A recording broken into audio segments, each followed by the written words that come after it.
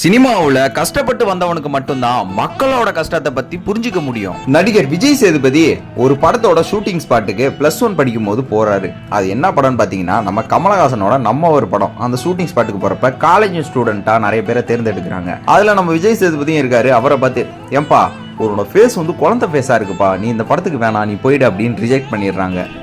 அன்னைக்கு அந்த மக்கள் ரிஜெக்ட் பண்ணிட்டாங்க. இன்னைக்கு அதே மக்கள் தானே தேர்ந்தெடுக்கிறாங்க. அந்த மக்களுக்கு நான் மக்கள்ல ஒருவனா இருக்கணும்னு மக்கள் செல்வன் விஜய் சேதுபதி அப்படின்ற பட்டத்தை வாங்கிட்டு சமீபத்துல நடந்த ஒரு பட விழாவில் விஜய் சேதுபதி கூட நிறைய வயசானவங்க எல்லாம் நிக்கிறாங்க. அங்க நடத்தப்பட்ட அதோட ஆடிட்டர் வந்து, சார் நீங்க ஏன் சார் நிக்கிறீங்க, நீங்க உட்காரலாமே அப்படின்னு சொல்றாரு.